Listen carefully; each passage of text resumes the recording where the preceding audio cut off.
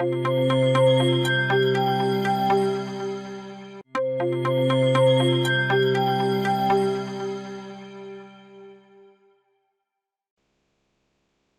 bonjour mes très chers abonnés, bienvenue dans cette nouvelle vidéo YouTube. Ici c'est encore Jordan Kamankwe, bienvenue dans ma chaîne YouTube Parcours d'ingénieur. Alors je vous souhaite un très bon dimanche. Alors aujourd'hui nous allons continuer avec la partie 2 de la demande de CAQ en ligne, parce que j'ai déjà fait une première partie où j'expliquais ce que c'est que le CAQ. Dans la partie 2, nous allons voir ce que c'est que le CAQ. Dans la partie 2, je vais vous montrer les étape par étape comment faire une demande de CAQ en ligne. Alors sans plus tarder, pour faire une demande de CAQ en ligne, certificat d'acceptation du Québec, qu'est-ce qu'il faut faire? Alors on va seulement aller sur Google, on vient sur Google, on tape demande de CAQ en ligne. On fait demande de CAQ en ligne, on arrive ici, on entre dans le site du Québec. Alors lorsqu'on arrive dans le site du Québec, qu'est-ce qu'on fait? On descend tout simplement ici en bas, on va pouvoir présenter vos demandes, payer les frais de l'examen de vos demandes, délai de traitement, consulter vos dossiers en ligne. Ici, si on va sur délai de traitement par exemple, on va voir que les délais de traitement de CAQ, ça prend ici, vous contactez cet endroit, vous allez voir le délai de traitement. En fait, je pense que ça doit être comme 20 jours ou voilà. Délai de traitement 20 jours ou pas. Mais lorsque vous allez soumettre vos demandes de CAQ après une semaine, on va vous envoyer un avis favorable à votre CAQ en fait. Et avec cette lettre d'avis favorable, vous pouvez soumettre votre demande en ligne. Alors, on va rentrer, c'est pas l'objet de cette vidéo, c'était une parenthèse, on va aller sur présenter votre demande de CAQ. Lorsqu'on va sur présenter, ça va nous amener ici. Alors lorsque nous arrivons ici, nous allons tomber sur cet onglet, on dit accéder à la demande de sélection temporaire pour études. Alors nous cliquons sur cet onglet. Alors ça nous amène directement ici sur cette page. Alors qu'est-ce qui se passe? Ici on va remplir étape par étape et nous remarquons qu'il y a 12 étapes, on est là 1 à 12. Et là nous sommes encore à la première étape qui est l'identité. Ici, l'identité, c'est quoi? Ici, l'identité, c'est vos informations personnelles qui vous concernent. Alors, c'est pour ça. Donc, pour remplir cette partie, vous devez avoir près de vous votre passeport. Votre passeport. Voilà. Alors, maintenant, on va commencer sans plus tarder. Qu'est-ce qu'il y a ici? On dit première partie. Alors, on dit enfin, dans la liste des tests, des termes, des expressions utilisées, les englobes des deux genres.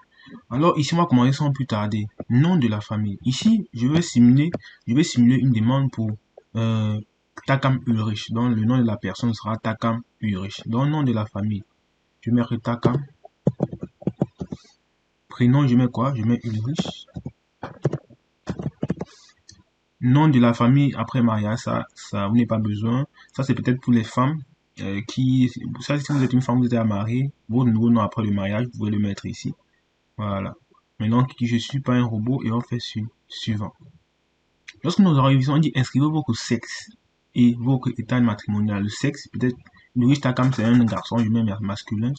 Si vous étiez une femme, vous mettez féminin. État matrimonial, si vous êtes marié, si vous êtes célibataire, si vous êtes divorcé, vous mettez là. Donc, moi, je mets célibataire et Louis Takam, il est célibataire. Louis Takam, moi, je m'appelle Louis Takam dans ce cas. Maintenant, on dit date de naissance. Date de naissance, vous choisissez date de naissance. Donc, vous mettez ici votre date de naissance, en fait. Imaginez-vous, moi, je suis né peut-être, imaginez-vous, 8 Takam est né en 2008, le 10, donc vous mettez le 10 juillet 2008. Donc, ça, c'est sa date de naissance. Lieu de naissance, vous mettez peut-être Lou. Vous voyez? Et maintenant, ici, sélectionnez le pays. Maintenant, 8 Takam, il est quoi? Il est camerounais. Donc, il est camerounais. Je parle sur Cameroun. Ça, c'est votre pays, en fait. Vous mettez là votre pays, Cameroun. Pays de citoyenneté. Ici, le pays de citoyenneté, c'est quoi? Ici, c'est là où, en fait, ici, c'est votre nationalité, en fait. Est-ce que vous comprenez un peu? C'est un peu votre nationalité. Donc, ici, vous mettez Cameroun. Bon, ça dépend de votre nationalité. Si vous êtes camerounais, moi, je suis camerounais, je mets Cameroun. Principale langue parlée ici, généralement, c'est français. Bon, ici, c'est français pour moi.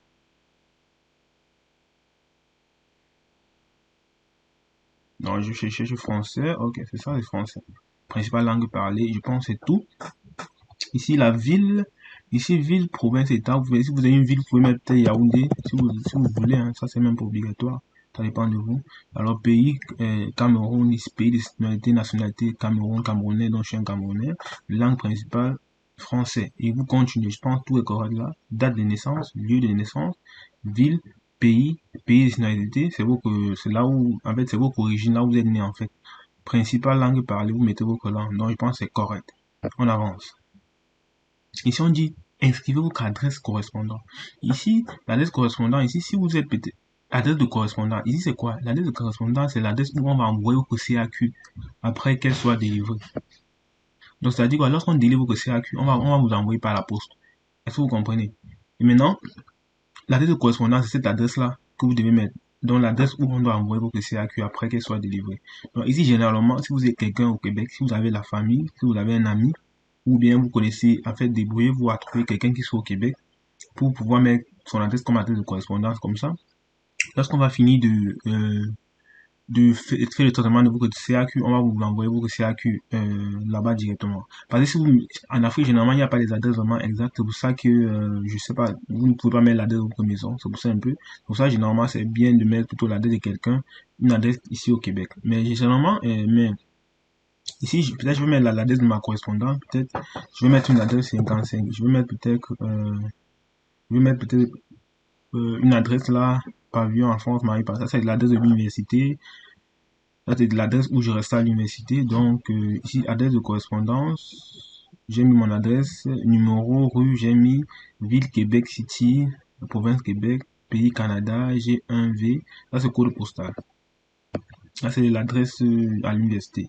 Donc maintenant, on va continuer. Indiquez votre lieu de résidence actuel. Non, ça c'est le lieu de résidence actuel. Ça veut dire que maintenant, ça te concerne en fait, parce que c'est là où tu vis, c'est là où tu restes. Donc si tu es au Cameroun, tu mets Cameroun. Si tu es au Sénégal, tu mets Sénégal. Peut-être ici, moi je suis au Cameroun, donc je mets Cameroun. Donc c'est là où l'adresse où tu résides actuellement. Ça c'est où tu résides actuellement. Et ici, c'est l'adresse de correspondance. Ça dit, attendons, allez ici, inscrivez l'adresse au long sans abréviation. En fait, ici, je vous ai dit, c'est l'adresse où on va vous envoyer vos demandes CAQ après la délivrance. Donc, cherchez une adresse vraiment correcte. Une adresse, même si c'est au pays, même si c'est au Cameroun ou bien au Sénégal, cherchez une adresse qu'on sait que c'est vraiment, cette adresse existe, pas l'adresse de votre maison. Parce qu'on sait qu'en Afrique, généralement, les adresses de maison, on n'a pas vraiment les adresses sur les maisons comme ici, au Canada, aux États-Unis, tout. Mais tout ça, c'est mieux de trouver une personne ici, dont vous allez mettre son adresse et ensuite, il va vous envoyer vos CAQ. Donc c'est tout simple. Mais je tiens à vous dire que vous n'avez même pas besoin de votre CAQ pour soumettre vos documents. Moi personnellement, je ne connais même pas où il y a mon CAQ parce que j'ai fait tous mes dossiers avec la lettre d'acceptation, avec l'avis favorable. Je vous ai dit, quand vous soumettez vos demandes de CAQ, après une semaine, on vous envoie un avis favorable. Et avec cet avis favorable, vous pouvez y faire vos demandes de visa. Donc moi, j'ai juste l'avis favorable, je ne sais même pas où il y a mon CAQ. C'est pour vous dire que vous n'avez pas vraiment besoin du CAQ pour le moment. Donc mettez la date de quelqu'un ici au Canada ou quand vous allez arriver ici, vous allez prendre seulement vos CAQ en physique là-bas.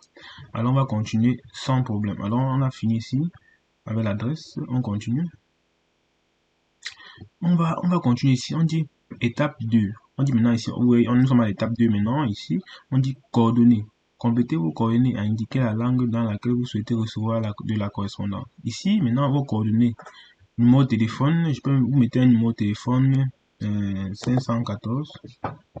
Vous mettez un numéro 665 18 66. Ça, c'est je mets votre numéro de téléphone. Aucun numéro de téléphone, j'en ai pas.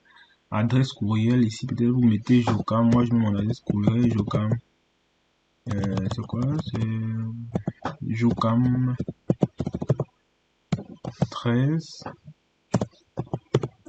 gmail.com. En fait, ici, c'est votre adresse courriel, tout simplement. Vous mettez votre adresse courriel. Ici, vous confirmez, vous mettez Jocam 13 gmail.com. Ok, c'est tout. Donc, vous mettez juste votre adresse. Vous mettez juste votre adresse courriel ici. En fait, je pense que c'est correct. Et langue de correspondance, ça, c'est la langue sur laquelle on va parler. Parce qu'on veut délivrer un CAQ en français. Ou, bon, pas délivrer en français, mais on peut parce que le Canada est bilingue, donc on peut vous délivrer, on peut communiquer ou en anglais ou en français. Donc on vous demande en quelle langue est-ce que vous voulez qu'on communique avec vous, parce qu'on va vous envoyer des mails, beaucoup de documents, on vous demande sur quelle langue vouliez-vous communiquer. Donc vous allez choisir français si vous êtes francophone, vous allez choisir anglais si vous êtes anglophone. En fait, si vous vous sentez à l'aise plus en anglais, vous mettez anglais. Si vous vous sentez plus à l'aise en français, vous mettez français, c'est tout. Et maintenant, on va aller sur suivant. Voilà, c'est correct. Maintenant, on dit étape 3, accompagnateur. Ici, indiquez le nombre de personnes qui vous accompagnent. Ces accompagnateurs, c'est quoi? Vous venez au Canada, on veut savoir le nombre de personnes qui vous accompagnent. On veut savoir si c'est... On veut savoir si quelqu'un vous accompagne. Peut-être, j'imagine, si vous êtes un parent, on veut savoir si vos enfants vous accompagnent, si vos parents, et si vous êtes un élève, vous êtes très petit, on veut savoir si votre père va vous accompagner ou bien si votre mère va vous accompagner. Mais si vous êtes, si vous avez peut-être mon âge, vous n'avez pas, mais si vous n'avez pas besoin d'accompagnateur, vous mettez 0. Et si vous avez besoin d'un accompagnateur, bah, vous mettez le nom de l'accompagnateur, vous mettez peut-être un accompagnateur, et ensuite on vous demande d'entrer les informations de l'accompagnateur ici, vous voyez. Il y a toute une page qui apparaît, vous devez mettre les noms de l'accompagnateur. Dans le cas où quelqu'un vous accompagne. Maintenant, dans notre cas, vraiment, je sais qu'il y a où vous allez seul, pas d'accompagnateur, vous mettez juste 0 d'accompagnateur. Ok, et on clique sur suivant.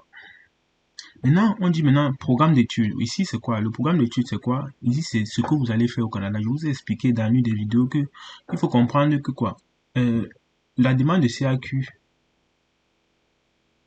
En fait, la demande de CAQ a un lien direct. Comment on dit ça? La demande de CAQ a un lien direct directement avec l'établissement. Qui vous accepte votre demande d'admission en fait. Donc pour faire une demande ici, on a besoin de votre passeport, votre lettre d'acceptation dans une université.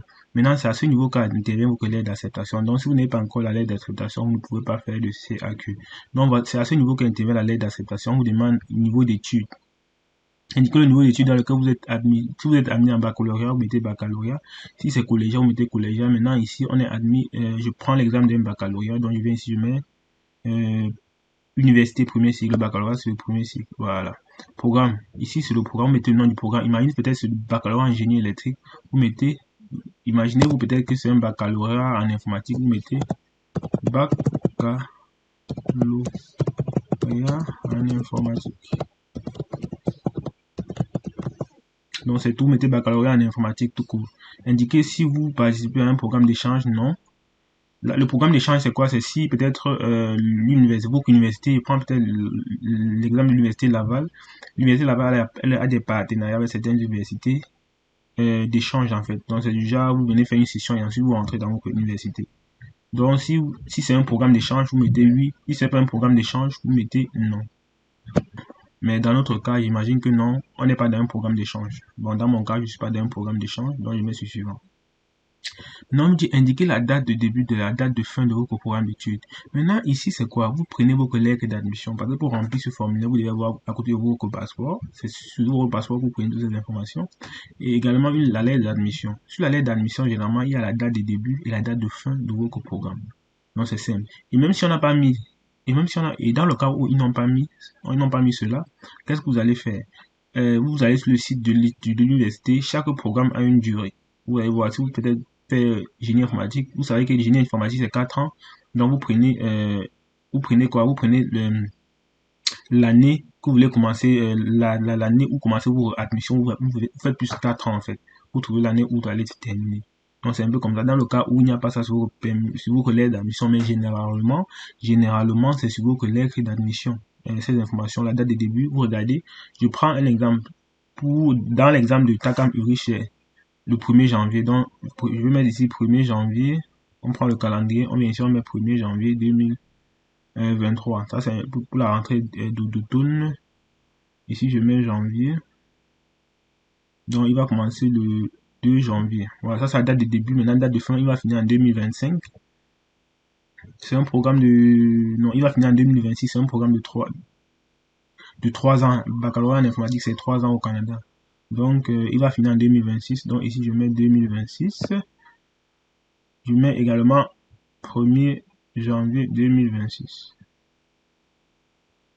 Voilà, donc c'est tout. Donc ça, c'est la date de fin et la date de début. Mais je vous conseille, c'est généralement c'est sur vos lettres d'admission, la date de début et la date de fin. Donc pour ça, vous n'avez pas besoin de vous inquiéter.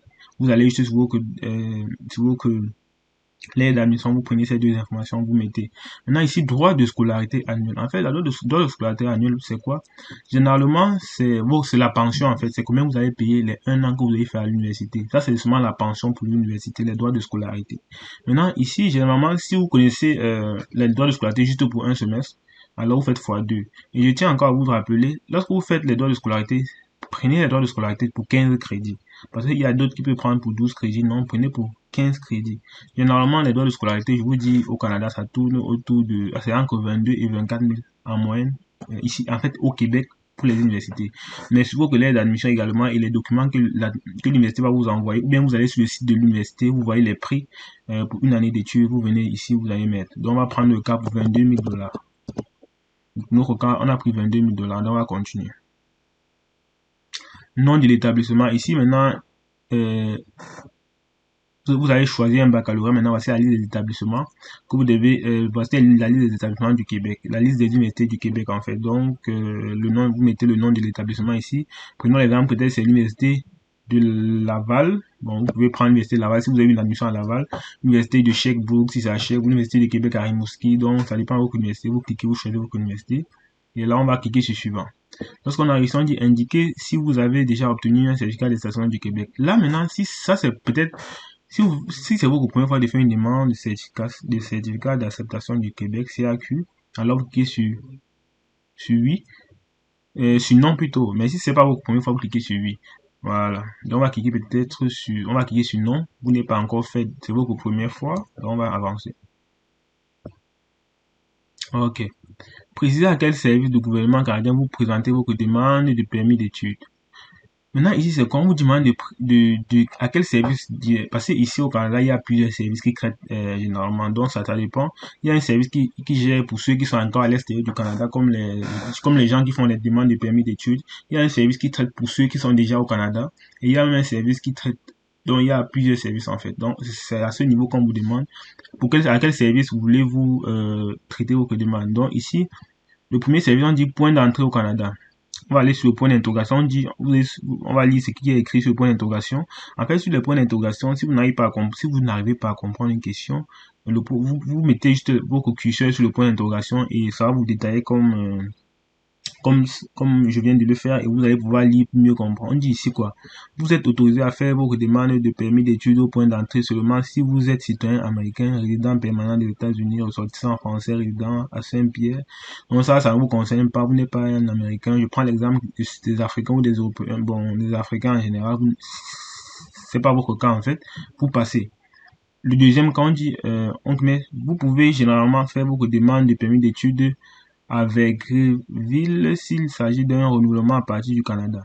Vous voyez ici, dans le deuxième, s'il ne nous intéresse pas, le premier, c'est si vous êtes américain ou bien français, mais si vous n'êtes pas français, si vous êtes américain ou français, vous pouvez cliquer sur le premier. Ici, si vous êtes déjà, le deuxième, c'est pour ceux qui sont déjà au Canada et qui veulent faire une demande de CAQ.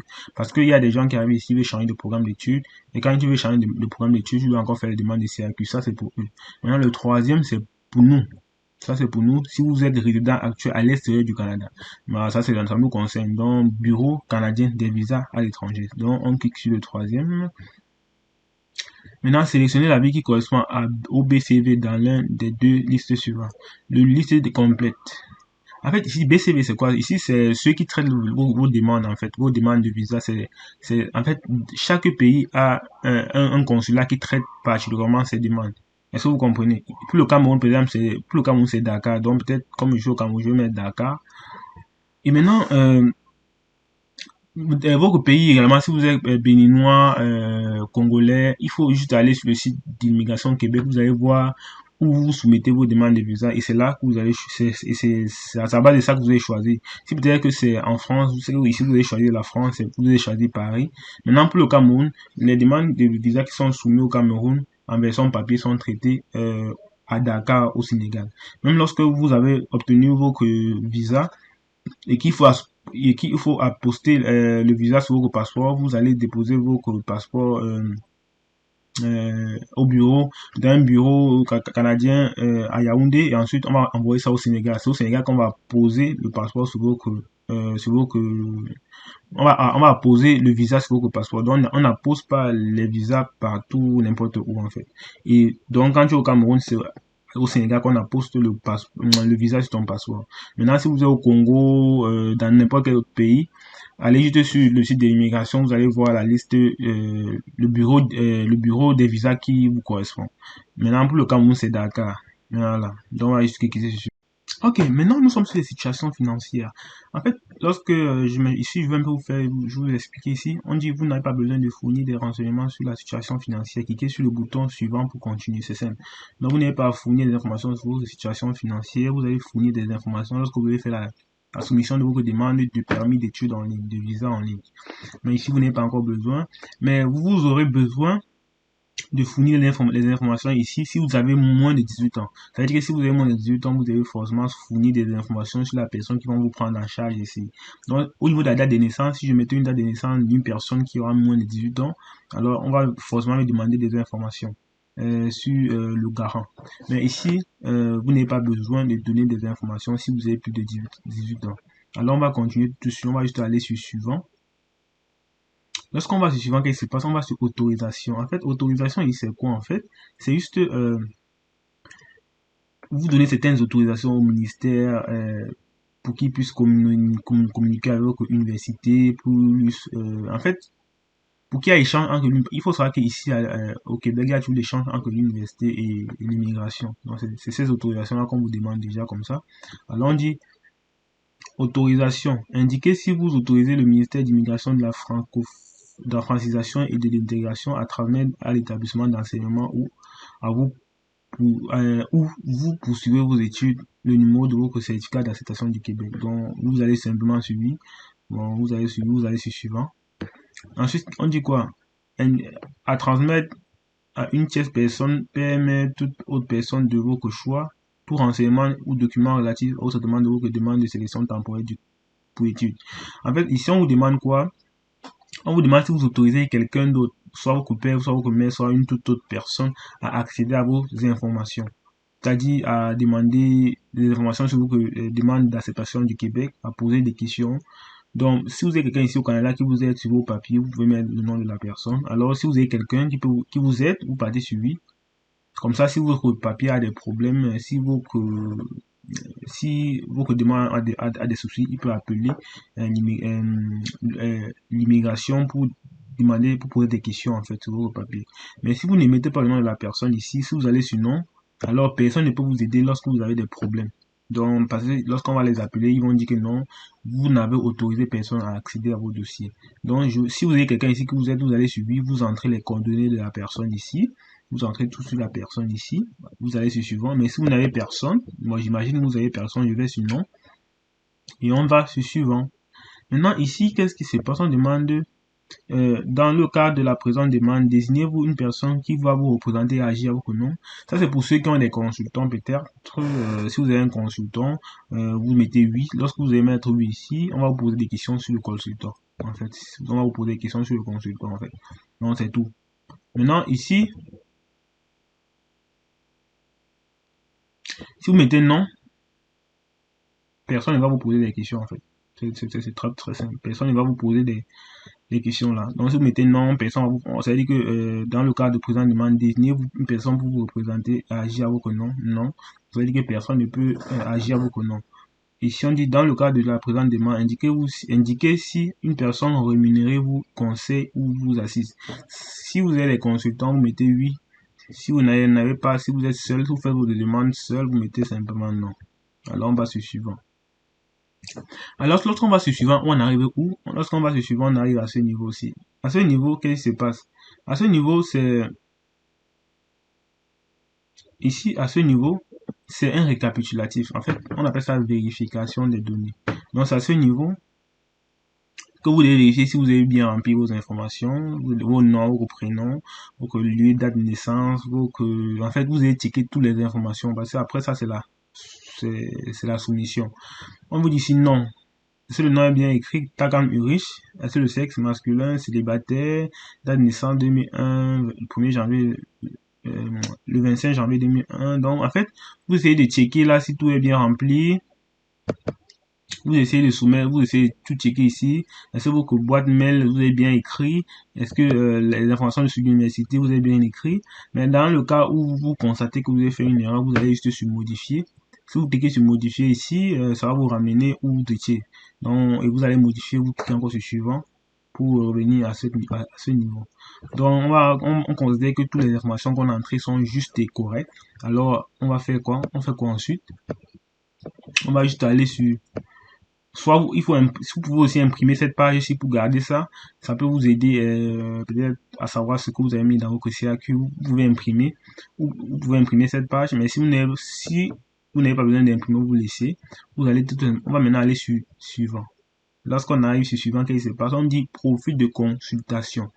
En fait, je vais vous expliquer ce que c'est le profil de consultation. Lorsque vous voulez faire une demande de CAQ, qu'est-ce qui se passe? Lorsque vous avez fini de remplir vos informations comme on a fait déjà, maintenant il vous faut créer un compte en ligne. C'est dans ce compte-là c'est ce compte-là qui va vous permettre de faire quoi? C'est ce compte qui va vous permettre de venir consulter vos demandes au fur et à mesure. En fait, ça, c'est un compte. Un peu comme lors des demandes d'admission, vous créez d'abord votre compte. Peut-être à l'université Laval, lorsque vous faites la demande d'admission, vous devez d'abord créer votre compte. Lorsque vous créez votre compte, maintenant, c'est bon. Maintenant, vous pouvez maintenant entrer dans votre compte pour faire la demande d'admission. Mais dans le cas des demandes de CAQ, c'est un peu le concret. Maintenant, vous entrez d'abord vos informations. Lorsqu'on a fini d'entrer nos informations, maintenant, qu'est-ce qu'on fait?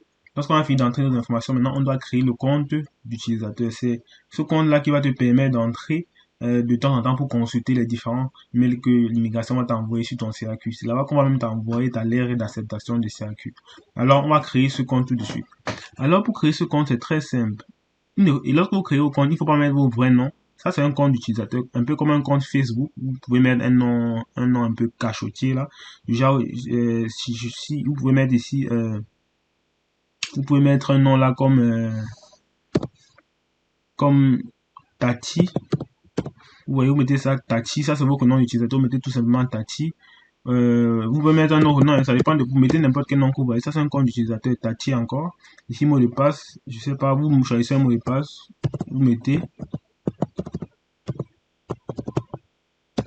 Vous confirmez le mot de passe.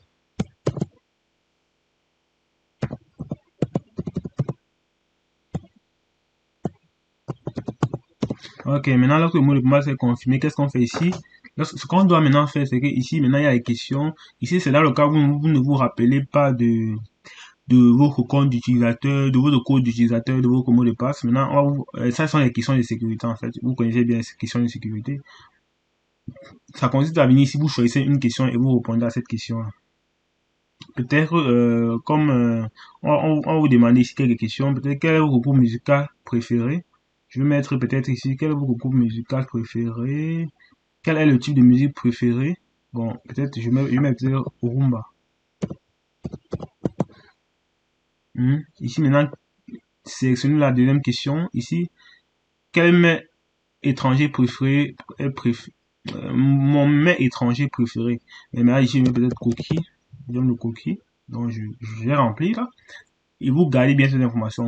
Je vous conseille même de filmer ça, puis bien garder, parce que ça va vous aider lorsque vous allez vouloir vous connecter à votre compte. On va sur suivant. Non, ici, il y a un problème. Du code d'utilisateur est invalide. Entre un code d'utilisateur et mot de passe. Conservez votre code d'utilisateur et votre mot de passe. Pourquoi on me dit? On dit, votre code d'utilisateur doit contenir entre 8 et 16 caractères. Donc, on me dit que mon code d'utilisateur doit contenir entre 8 et 16 caractères. Donc, on doit mettre un nom un peu long là. On va réfléchir un nom ensemble. On va mettre peut-être parcours. On va mettre quoi? On va mettre parcours. Mettons un peu parcours. Un peu comme parcours d'ingénieur. Parcours 99. On va essayer de mettre ce nom là, voir si ça va marcher. Parcours 99. Donc, on dit que notre nom d'utilisateur doit être compris entre 8 et 16 chiffres. Donc, c'est un peu ça. C'est pour ça que ça n'a pas pris. Maintenant, le mot de passe, on va encore entrer un peu le mot de passe. On va encore confirmer le mot de passe.